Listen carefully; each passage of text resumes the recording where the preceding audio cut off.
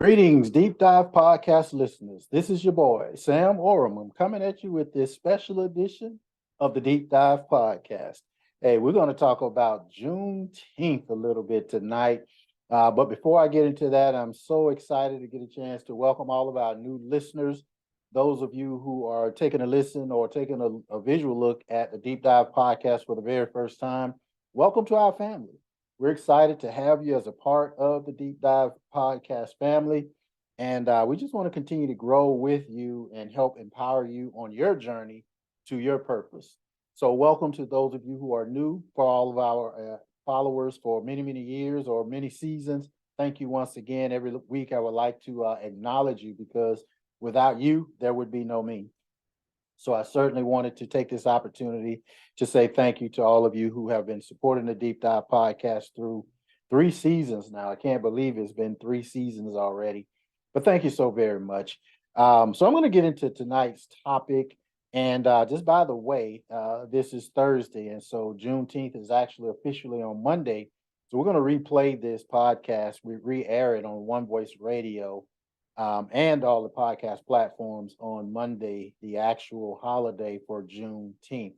So just wanted to give you a little, heads up on that. Obviously, you can replay it at any time, but I just wanted to be able to do whatever little bit that I can to just bring some awareness to what Juneteenth is, how that works, and there are a lot of people who are not familiar with Juneteenth and what that means. So I certainly wanted to be able to bring some of that substance to you if you're not aware of what it is and how it originated. Let me just kind of jump into a couple of things. And, ironically, I talk about how, a lot of people are not really familiar with Juneteenth. And I'll be perfectly honest, being transparent with you, I didn't know a whole lot about, in fact, I didn't know anything about Juneteenth until around the time of COVID. I'm embarrassed to say I just didn't, and what this also tells me, though, is just how important it is for people in the educational system, people who determine the educational curriculum to not be taking stuff out of schools, but to be putting things into schools where people can learn about the culture, the heritage, good or bad. It doesn't matter. You need to know. Here I am, multiple degrees, consider myself on the higher levels of education and really didn't have any kind of clue as to what Juneteenth was and how it really worked.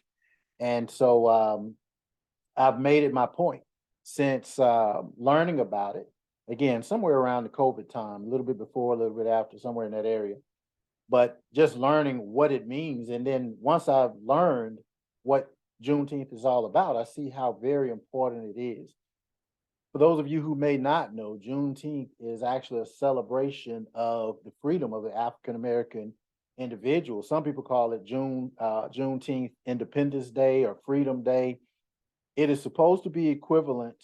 I say supposed to be. It's equivalent to what you would think of for the 4th of July.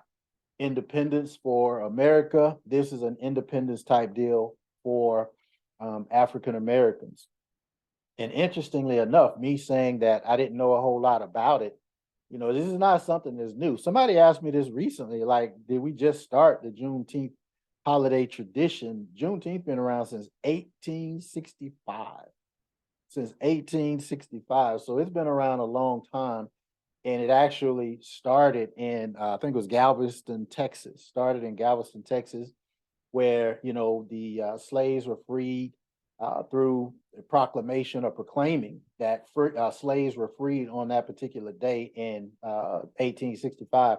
Here's the interesting thing: there's a colonel, a general actually, who arrived in Galveston, Texas, in 1865, and they, proclaimed that all the slaves were free.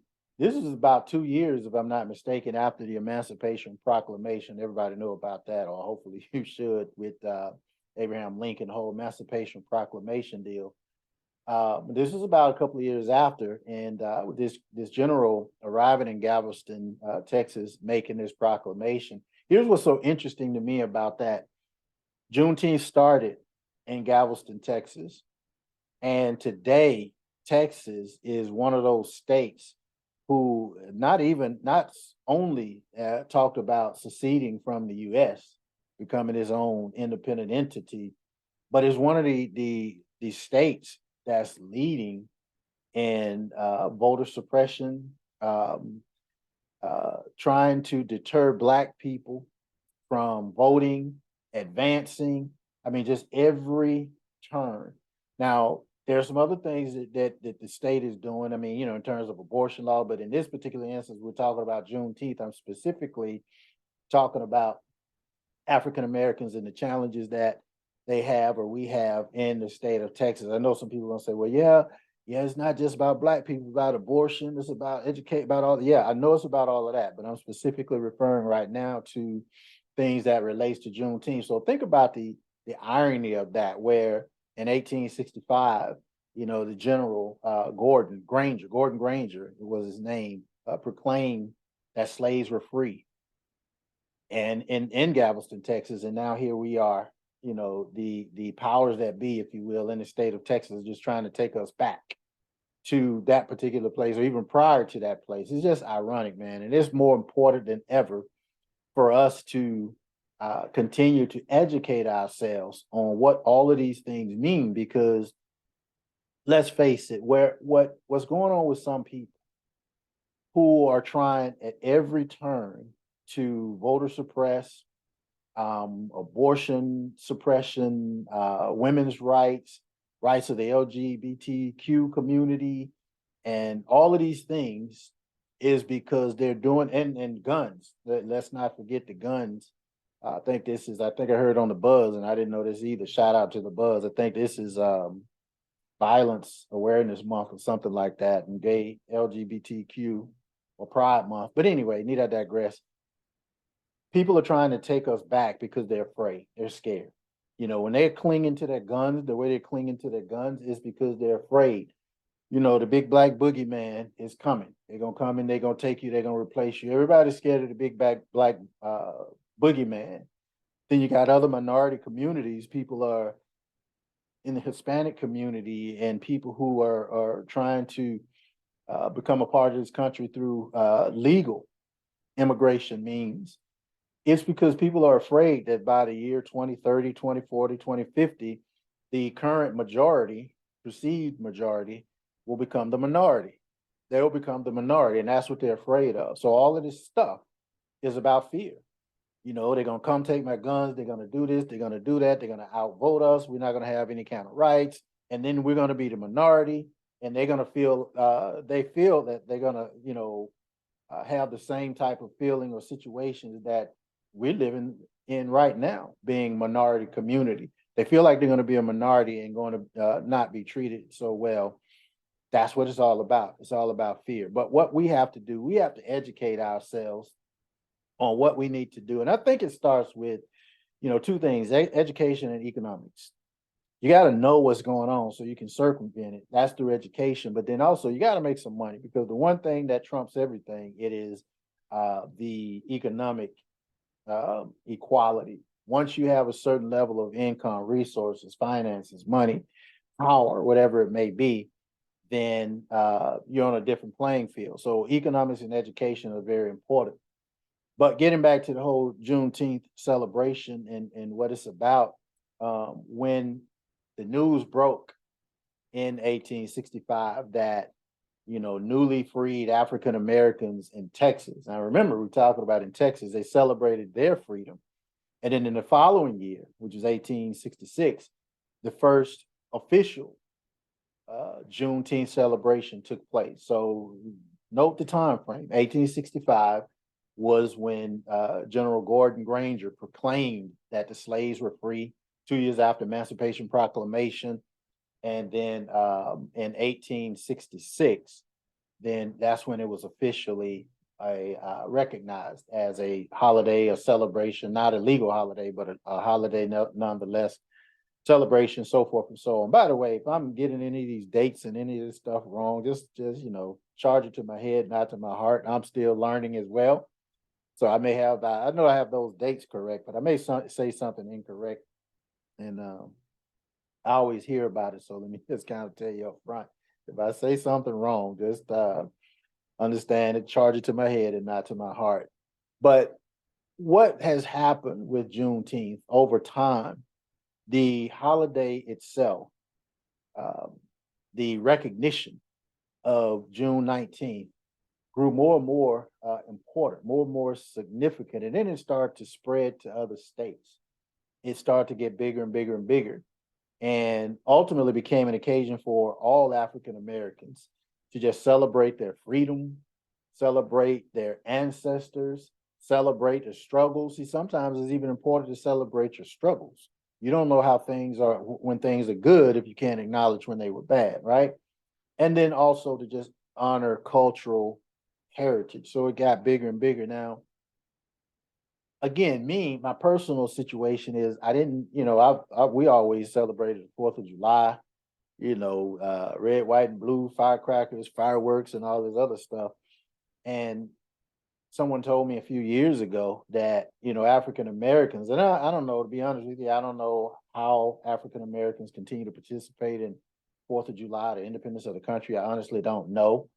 But I do know that more and more every year, African Americans are starting to participate in the Juneteenth celebration as our Independence Day. So it may be two, maybe one, maybe a transition going on. I don't know, but that's very important. And I think what really kind of brought this to light even more so, I think it was in 2021, but I know that President Biden actually made Juneteenth an official holiday, a federal legal holiday now. So now Juneteenth is actually a federal holiday, just like Martin Luther King Day. So it's going to be celebrated this upcoming Monday. All federal offices, facilities, everything is closed, is recognized as a federal holiday, which is good because, again, it brings more light to the situation. My African American brothers and sisters, what I need us to do, I need us to continue to educate ourselves on what's going on around us, not just participating loosely through certain things. And what I mean by that, I've heard people say, in the African American community, I'm trying to be politically correct. Y'all know what I'm talking about. Black folk, not folks, not plural, Black folk. Y'all know what I'm talking about. I'd see them celebrating, it don't take anything for us to have a party, right? But then they'll say, well, what's Labor Day and what's Memorial Day and what's the difference between Labor Day and Memorial Day and President's Day? Learn why you're celebrating these off days. You're just celebrating an off day. Learn what it means. Somebody asked, I think it was the difference between Memorial Day and Veterans Day. It's a very simple answer, but I'm not going to tell you. I want you to study it up, look it up, right? Study it. Once you look it up and figure it out, you're like, oh, it's obvious. Memorial, veterans, right? But you need to know these things. Don't just take off a holiday, a bank holiday, a school holiday, a federal holiday, go have a party, get drunk, and don't know why. That's why we remain, oppressed in a lot of areas or suppressed in a lot of areas. So understand what it is and understand the significance historically and culturally of what Juneteenth is all about. At the core is just about emancipation and freedom. That's what it is at the core, about emancipation and about freedom. And it also gives us an opportunity, and as I said, and I don't want to be redundant, but it gives us an opportunity to commemorate just this part of African American history, to honor and celebrate everything that we do and everything that we are. But you got to continue to educate yourself on what it means and why you're doing it. Don't just do it. It provides you an opportunity to just think about the sacrifices that people made so that you can have the freedoms that you have today. Even though people are, like I said, they're trying to take you back to a point that we fought so difficult, fought vigorously to get away from. They're trying to take us back. But at the end of the day, we need to recognize and celebrate the progress that was made, even though the deal is not done. It's not done. We're not ready to say that we're truly, truly free yet because there are too many things that are going on. And then there's too many people that are still trying to take us back I think it's all demonic at the end of the day. So, but educate yourself, guys, gals, on what this is all about. In fact, a part of the Juneteenth celebration is to promote education and awareness about the African American community, about the history of slavery. It is intrinsically uh, designed to help you understand and be educated on that whole slavery movement, the abolitionist movement, and the ongoing struggle. So it's a three-tiered approach in terms of what we need to do. We're right now in the middle, believe it or not, and I do believe it's the middle of an ongoing struggle with civil rights and equality. Dr. Martin Luther King and his peers, they brought us to a certain point. Other people brought us to a certain point. Certain laws and rules brought us to a certain point, but it's still ongoing. Don't think for a second it is done. I thought, and I thought this, I don't know, I guess out of hope, I was hopeful that when President Obama was elected, I was hopeful, like so many other people, that that was a turning point to get us to a point to say, okay, now we're at least at a point of being accepted. Because at the end of the day, a lot of white folk had to vote. I'm sorry, for President Obama. It wasn't just the black vote, so white people had to vote too. So I'm thinking, okay, well maybe this is a turning point where we can kind of get past this whole slavery mindset and all this other kind of stuff. I could not have been more wrong. As a matter of fact, and I hate to say this, but then this is just my opinion, but I think it actually kind of sparked something in people who became even more afraid of what was about to happen. That what they had fought so long for, they thought they had fought so long for, was about to be taken away from them again by the big black boogeyman. So it actually started to, in my opinion, had the opposite effect, where it's like, okay, now I'm going to cling even more tightly to my guns. Now I'm going to be more brazen in I'm kind of stumbling on my words a little bit because I'm working on being tactful. I almost choked on those words, being tactful in how I say certain things, but I don't know. Y'all know what I'm saying. I just think it had the opposite effect of what we thought it would. It didn't bring us together. It kind of took us apart a little bit more because people became more tribal, but it did open up the possibilities to black people around the globe, as a matter of fact, in terms of what the possibilities could be. If you can circumvent whatever the system is to become the first black president of the United States, then that gives hope and opportunity to people all over the globe that whatever their visions or purposes, that is possible. Okay. So you want to keep that in mind. And also Juneteenth, it should be a celebration and an environment or a time for us to unify and build communities. We should come together. It's not just, look, we can't just keep guys partying just because it's a holiday. We need to celebrate something that's going to be successful in terms of what these holidays mean. Let's start with a business. Owning your own business, supporting each other's business. Y'all know, and I've said this numerous times, I have, multiple businesses that I own. And because I'm black, these are black owned business, but it's so hard to get the black community to even support a black owned business.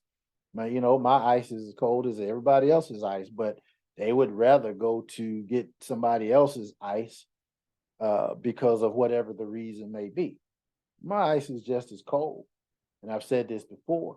But it's not about me. It's about us unifying ourselves and supporting each other's community. I don't care what the struggle that may be in terms of supporting each other in the black community. You got to do it. You're not doing it for me. You're doing it for the community. You're doing it for everybody. Quite frankly, you're doing it for generations yet unborn. So those are some of the things that you want to recognize and acknowledge during the entirety of the Juneteenth celebration. So this Monday, when you think about, getting some food, and want you to get some food, I want you to reflect on what this means. If you're listening to the replay of this, and today is June 19th, if you're listening to the replay on the 19th, then, certainly take some time out to reflect on everything that Juneteenth is supposed to mean, the sacrifices that were made for us to be able to do the things that we're doing, to be able to have the things that we have. I mean, think about it, guys. They didn't want Black people during slavery. Think about how crazy this is. And then I'm gonna get off the podcast and get myself upset. They didn't want slaves to learn how to read, because they knew if slaves learned how to read, and that bit of education, it would embolden and empower them to do some things that they otherwise would not do, right? That's during slavery. Fast forward to today. They're taking these books and things, calling it woke and all this other kind of crap they're talking about, right? And when I say they, I want you to understand something, because some people are going to say, like, I'm speaking in racist terms. Now, I'm not talking about they. I'm not talking about white people or people when I say they. I'm talking about idiots. Whether you're Black, whether you're white, whether you're Asian, Latino, whatever it is, I'm talking about idiots. So when I say they, I'm not talking about a specific race of people. I'm talking about all idiots, because there's some Black idiots, white idiots, Asian idiots. So let me just be clear. So you don't say that I'm picking on white folks. And I'm not picking on white folks. I'm picking on idiots. And so Black, white, Latino, Asian, Indian, doesn't matter. If you're an idiot, you're an idiot. So when I say they, but they want to take books out of school because of this whole fear of wokeness, or whatever they're labeling it these days. And think about what I just said in terms of slavery. They didn't want slaves to read because they would be empowered. Well, now they don't want Black people to read, African American community, Latino community, immigrants, legal immigrants, and all that. They don't want you to read because you become empowered. That's deep. Let me tell you something even more deep. More deep. We have these, bougie people who think they got it going on, because they don't want to support the Black community or support Black businesses or Black visions or whatever it may be, because they think they got it going on. Here's why they think they got it going on: because they got a quote unquote good job, right? So somebody is paying them for their services. They got a nice crib, got a roof over their head. They got food to eat and all these other kind of things. So they think they have it going on. But in essence, from my standpoint, even a slave, a massa, paid you money. And I'm saying money, it doesn't necessarily mean currency, but you understand, you were paid, whether it was through food or shelter or whatever it may have been, to work for the masses. That's what slaves did. You weren't going to be bigger than the masses. You worked for the masses, and for working for the masses, they gave you food, they gave you shelter, and whatever else they did. And I would have been a dead person, because I don't know, maybe it's different at different times, but I got my mouth too flipped to just follow anybody for anything. They probably killed me day one. But anyway, sometimes the people with the glorified job, if you're not reaching back, all you're doing is having a glorified job, which is glorified slavery. I can tell you, as a business owner, if someone is paying you, a business owner is paying you, let's just say, I don't know, I'm just making up a number, $50,000 a year, right? They're making $150,000 a year off your efforts. They're making $150,000 off of what you do if they're paying you $50,000. I'm telling you, as a business owner, that's just how it is.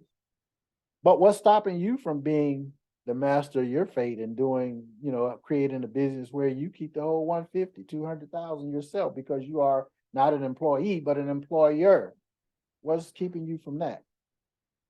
Right? We got to start thinking differently, guys. So anyway, I'm just kind of wrap it up here.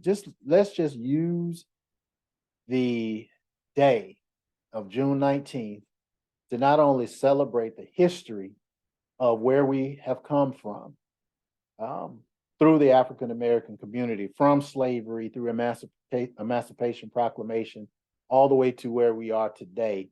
And then also with a view for the future. What does the future look like? What is it that you're going to do in the future to celebrate, not in terms of a party, but to appreciate the sacrifices that were made for you for the Juneteenth holiday? Okay.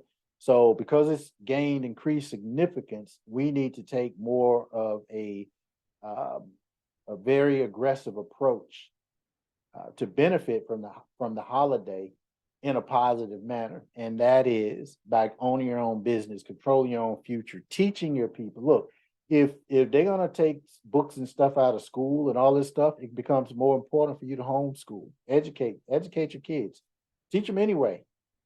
There's no such thing as, you can't get caught up into all the political aspects of what's going on. So if they're not going to teach your kids, you teach your kids what Emancipation Proclamation is, why Juneteenth is so important, why 1865 in Galveston, Texas is so important, and then 1866 all the way up into 2021 when President Biden made it a federal holiday. All of this stuff is important. And if they don't teach it, you teach it to your kids. Remember what I said, they are idiots, not white people. All people who are idiots. That's who I'm talking to. All right. So I've said enough. I kind of got on a little bit of a rant, but as I learned this stuff, this is nothing to be sad or mad about. It is a joyous occasion. And it is an occasion where we should really acknowledge our ancestors through prayer, acknowledge the people who made these sacrifices for us to be where we are today, and just thank them. And again, the easiest way to thank people is to actually do something about your future, right? So with that, guys, thank you so very much for joining me on this very special edition of the Deep Dive Podcast. I did not want to, I actually had something else scheduled for this week, but I didn't want to not acknowledge the significance of Juneteenth. So thank you guys so very much for all of your participation and support. Remember, with the podcast, like this, subscribe, download, and share. Share this podcast with other people, especially people who are not familiar with what Juneteenth is all about, because they need to know, and we all need to know. All right. Go to the website, the deepdivepodcast.live. You can listen to any of the previous episodes, and again, share them with people who need to be empowered. With that, thank you so very much for joining me on this episode of the Deep Dive Podcast. God continue to bless you, and I'll see you on the beaches of the world. Have a good evening.